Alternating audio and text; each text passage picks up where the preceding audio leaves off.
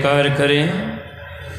बोलिए श्री सद्गुरु महाराज की।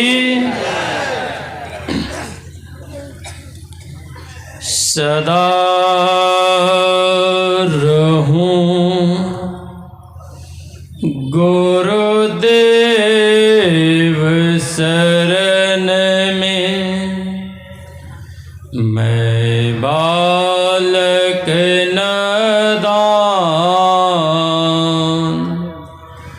कृपा सिंधु तुम हो गुरु,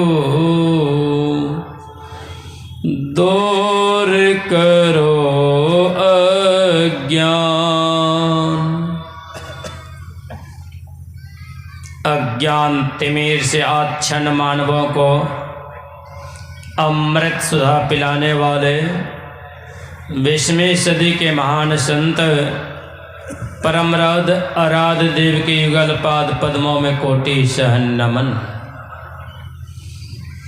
मंच पर मंचासीन पूज्य संत चरण, धरासीन धर्म प्रेमी सज्जनों, आदरणीय माताओं तथा भक्तिमती बहनों, सबों को मेरा प्रणाम। अभी हम आप त्रिवेणी संगम अधिवेशन में यत्र तत्र से एकत्र होकर प्रभु की चर्चा सुन रहे हैं और सुनने और सुनाने के लिए जो व्यवस्था की गई है, इसका डायरेक्टर संचालक परम पूज्य स्वामी श्रद्धानंद जी महाराज, जिन्होंने बड़ी कड़ी मेहनत के साथ आप सबों को यहाँ पर यत्र तत्र से एकत्र करने का सतत प्रयास किया है। अभी तो यह छोटा सा प्रयास है, आने वाला समय उपस्थिति के अनुकूल यह बात दर्शाती है कि यह बहुत विस्तृत रूप लेने वाला है, क्योंकि जिसके अंदर त्याग है, त्याग तितिक्षा की पराकाष्ठा पर जीने वाले ही दुनिया में कुछ कर सकते हैं। लोभी से तो नहीं हो सकता, क्योंकि वह जैकेट भी रखेंगे, पैकेट भी रखेंगे, गले में लॉकेट भी रखेंगे, और समय आने पर किधर से कट कर जाएंगे कहना मुश्किल हो जाएगा। जिसके पास त्याग है, ऐसे प्रतिमूर्ति हम लोगों के बीच में संजीवनी के तहत ज्ञान गंगा में डुबाने हेतु सतत प्रयासरत परम पूज्य स्वामी श्रद्धानंद जी महाराज हैं। चूँकि बहुत दिन पूर्व जब मैं देखता था, उस समय यह बात समझ में नहीं आती थी। भले यह गैरिक कपड़े में नहीं थे, जॉब करते हुए, गवर्नमेंट जॉब करते हुए हर एक प्रकार से सभी जगह सत्संग में जिस तरह सेवा दिया है, इसके पूज्यपाद महर्षि शाही स्वामी जी महाराज की वाणी साक्षात्कार करते हुए कहते हैं, सेवा से सद्गुण हैं आते, जिससे जीवन सुखमय होता, जिसमें सेवा भाव नहीं, शाही सुख चैन कहाँ होगा, सत्संग बिना सोचो मानव, जग में वह ज्ञान कहाँ होगा।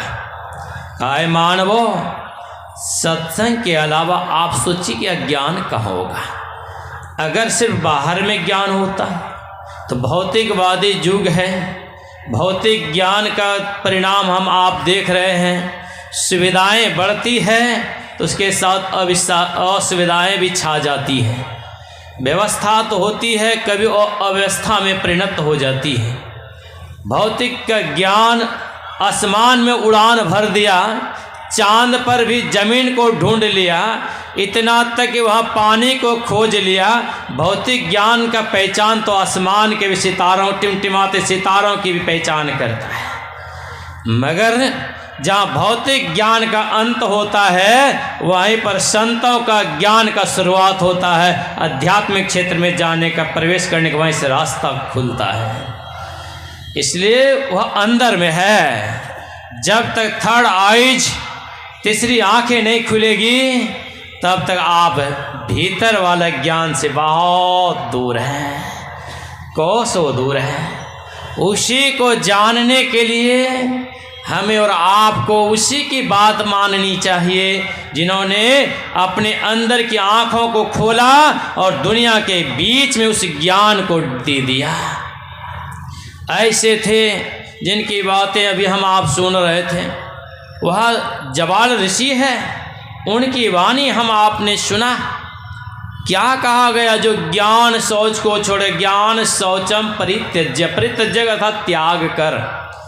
ज्ञान शौच को जो त्यागता है का ज्ञान शौचम परित्यज्य बाह्य रमते यो नर, वह व्यक्ति बाहर में रमण करता है, बाहर में भ्रमण करता है। तो बाहर में भ्रमण करने से क्या होगा?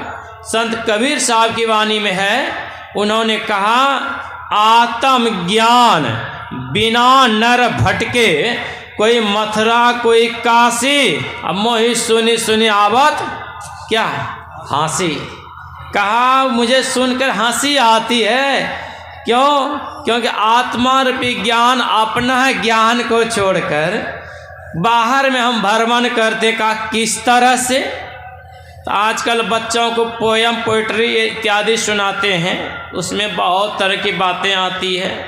अब बच्चों को बड़ा खास करके बहुत मज़ा आता है इस बात को सुनकर। जब मछली जल की रानी है या कहानी पर आए, बच्चों को जवानी पर याद आती है। बहुतों को सिखाया जाता, मछली के चारों तरफ पानी ही पानी है। पानी से ज़्यादा कीमत घी की है। अगर घी में मछली को डाल दिया जाए तो मछली जीवित नहीं रहेगी या उसमें उसे आनंद नहीं आएगा। मछली के चारों तरफ पानी है, मछली के लिए घर ही जल है। इतना तक कि मछली का जनरेशन भी बढ़ता है तो जल के भीतर में ही बढ़ता है, वो जनरेशन भी बढ़ता है, घर भी है उसमें। और कहा गया है मछली अगर तड़पती हो पानी के प्यास के लिए, अर्थात मछली को प्यास लगी और छटपटाती है पानी मुझे कहाँ मिलेगा, तो यह सुनकर लोगों को हंसी आएगी, क्योंकि चारों तरफ पानी ही पानी है और तब पर भी वह पानी पीने से वंचित है। तो संत कबीर साहब ने कहा पानी बीच मीन, मीन कहते हैं मछली को, पानी बीच मीन प्यासी, मोहि सुनी सुनी आवत हंसी। कि मछली पानी के अंदर में है, प्यासी मरती है तो मुझे सुन सुनकर हंसी आती है। हंसी की बात है। उसी तरह परमात्मा सब जगह है, सब जगह होते हुए भी अपने आप के अंदर में, अपने आप की गहराई में प्रवेश नहीं किया, अपना ज्ञान से वंचित रहा और दुनिया में दौड़ लगातार आ गया। इसीलिए कहा यह हंसी की बात है, हंसी की बात। इसलिए अपने आप में खोजना है, अपने आप को जानना है। इसी को जानने के लिए गुरु महाराज के शब्दों में कह सकते हैं, गुरु महाराज ने कहा में ही जो अनुभव ज्ञान हो, अनुमान क्या करे। अनु कहते हैं अनुभव, भव मन उत्पन्न, भव मन शिव भी होता है, और अनु मन पीछे, जो सबसे पीछे का ज्ञान हो, का वह ज्ञान जिसको हो जाता है फिर उसको जानने के लिए कुछ बाकी नहीं रह जाता है। वही यही बातें जवाल ऋषि ने कहा। जवाल ऋषि का वाक्य है कि जो आंतरिक ज्ञान को छोड़कर बाहरी सोच में, बाहरी पवित्र, इसी कहा भीतर मैल चहल को लागी, का धोए काया कपड़ा। भीतर में मैल भरा हुआ है और बाहर से खूब धोते हैं, बाहर से खूब सफाई कर रहे हैं एकदम बहुत सुंदर बनने के लिए। मगर बहुत सुंदर बनने से क्या होगा जब भीतर में कचरा जमा है। इस कचड़ा को कहाँ निकालेंगे, किस लफड़ा से निकलेगा, जब तक कि हम और आप आध्यात्मिक रूपी क्षेत्र में प्रवेश नहीं करते। इसलिए अध्यात्म क्षेत्र में प्रवेश किए बिना हम नहीं निकल सकते हैं। इसी से निकलने के लिए संतों का ज्ञान की बड़ी आवश्यकता है। बिना उसके ज्ञान से, इसी ज्ञान के लिए भगवान शिव जी ने बातें कही है, जिसके नाम से त्रिवेणी संगम नाम का अधिवेशन है। त्रिवेणी संगमो तीर्थ राजस्व उच्यते। त्रिवेणी नाम का तीर्थ है, अर्थात 3 धाराओं का जहाँ मिलन स्थान है, का उस पर जाकर स्नान करो। पर कुर्वृते सर्व पापेभ्यो मुच्यते। सभी पापों से आप मुक्त हो जाएंगे जब आप उसमें स्नान करेंगे। तो वह स्नान करने का कहाँ जगह है? तो कहा वह स्नान करने का जगह है जहाँ ईड़ा नाड़ी पिंगला नाड़ी का मिलन स्थान है। दोनों युगल मिलन स्थान पर जब वहाँ पर स्थिर होएंगे तब परिणाम क्या होगा? मन उल्टे तब सूरत कहावत। सूरत चला प्रभु मिलन को, वहाँ से परमात्मा से मिलने के लिए चल देंगे। उसमें चलने का ज्ञान होगा। इसी को जानने के लिए जनाने वाले महापुरुष संतों ने यह बातें कही। तब फिर बाद में कहते हैं, संत कबीर साहब की वाणी का पाठ हुआ, उसमें ये वही बात है, उन्होंने भी समर्थन किया, जो जल मिल जाने के बाद उसको आप निकाल नहीं सकते, अर्थात उसमें जाकर समा गया। उसी तरह साधना पद्धति के द्वारा जब हम उस परमात्म तत्व में पहुंच जाएंगे तो परिणाम क्या, उससे हम बिछोड़ नहीं सकते। उसी में मिलने के लिए कहा, काशी में शरीर त्याग करो या दुनिया के किसी कोने में शरीर त्याग करो। एक व्यक्ति था बड़ा पैसा वाला, उसने अपने पुत्रों से कहा, बेटा अगर मरने लगूंगा ना तो तू मेरे को पहुंचा देना काशी, वहाँ मैं मरूंगा तो मुझे मुक्ति मिल जाएगी। उसके बेटे ने विचार किया, बाप पड़ा बीमार, जब सख्त बीमार पड़ गए, अब तब पर जी रहा था का पिताजी बोले थे काशी में शरीर छुड़वाने के लिए कि वहाँ शरीर छूटेगा तो मुक्ति मिल जाएगी। आजकल तो सुविधा है, रुपये का खेला है, दुनिया के किसी कोने में जाने में कोई झमेला नहीं है। पहले तो पैदल चलना पड़ता था, अब तो बहुत सारी व्यवस्था है। उसको व्यवस्था के कारण पहुंचा दिया काशी। काशी में गया, सोचा ये मर जाएगा जल्दी से, तो मरने के लिए थोड़ा सेवा सत्कार कर लिया।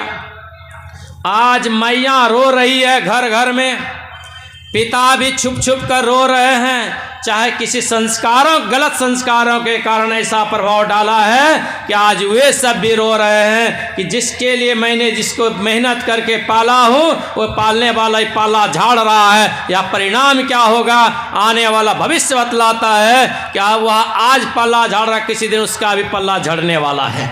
तो ऐसी स्थिति में वहाँ जब गया का सोचा हम तो मरेगा ही, उसकी सेवा क्या, संजोग से क्या हो, सेवा से वह ठीक हो गया। ठीक बात कहा, अब यहाँ मरूंगा नहीं, ले चलो घर। गया घर, कुछ वर्षों के बाद फिर बीमार पड़ा, फिर पहुँचाया काशी, क्योंकि मरना वहीं है, मुक्ति वहीं मिलेगी। संजोग से वहाँ सेवा क्या हो गया ठीक। फिर कहा अब हमको पहुँचाओ घर, जैसे घर लाया, घर में हो गया राम नाम सब। गया मरने के लिए काशी, मगर मरा वहाँ नहीं, मरा वहीं जहाँ उसका पहले से मरना लिखा हुआ था।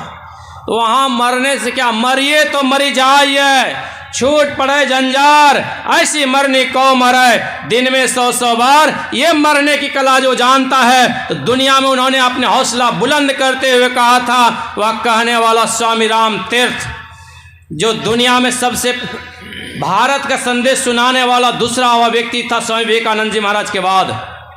उसने कहा था कि देखो, जब मैं भारत लौटने लगूंगा तो यहाँ के सुप्रसिद्ध चिकित्सक महोदय से मेरा शरीर का चेक करवा लेना। जब वह पानी वाला जलयान पर बैठा और वहाँ के एक से एक स्पेशलिस्ट डॉक्टर चिकित्सक महोदय को बुलाया गया और उससे पूछा कि देखो मैं जीवित हूँ। उन्होंने कहा आप तो बोल रहे महाराज। कहा देखो यंत्र लगाकर, जब यंत्र लगाया तो शरीर 2 चीज़ों पर ही जीवित है, इसी का जांच होती है, वह शब्द है और गर्मी है। गर्मी निकल गया शब्द ब्लॉक हो जाएगा, शब्द निकल गया गर्मी यूं ठंडा पड़ जाएगा। तो ऐसे में जब देखा इस शरीर को तो देखता अरे वो बोल तो रहा है मगर शरीर तो मृत है, शरीर तो मृत है। का यही भारत की विद्या है, यही भारत का ज्ञान है। जिंदा में मुर्दा है, मुर्दा में जिंदा है, ये भारत का ज्ञान है। इसलिए यह ज्ञान होना चाहिए। इसी की जांच के लिए गुरु महाराज के पास एक बहुत बड़े डॉक्टर गए थे होम्योपैथिक के, उसका अभी भागलपुर में कॉलेज चलता है। जब गुरु महाराज के पास गए, गुरु महाराज से कहते हैं हुजूर मैं आपको जांच क्या करूंगा, आप नीचे आइए तब मैं आपकी जांच कर सकता हूं, आप तो इतने ऊपर में मैं वहां पहुंच नहीं सकता हूं। जो भीतर में पहुंचा हुआ है, जो शरीर में रहकर भी उस तत्व में विचरण करता है, उस ज्ञान को जो जानता है, तो कहा ऐसे जानने वाला वह संसार में रहते हुए मुर्दा में जिंदा है, जिंदा में मुर्दा है। यह ज्ञान मिलता है सदगुरु के दरबार में। गुरु ज्ञान सूर्य रूप, उनके ज्योति अनुरूप, उनके नासे तमकूप, भजो साध गुरु साध गुरु साध गुरुए। उर के अंदर जो तम है, जम है, इस जम से निकलना चाहते हैं तो संतों के ज्ञान में अपने आप को रखेंगे, तभी हम आप इस मृत काल से हम निकल सकते हैं। बातें बहुत है, आगे नहीं बढ़ना चाहूँगा, वाणी को यहीं विराम देता हूँ। बोलिए श्री सदगुरु महाराज की जय।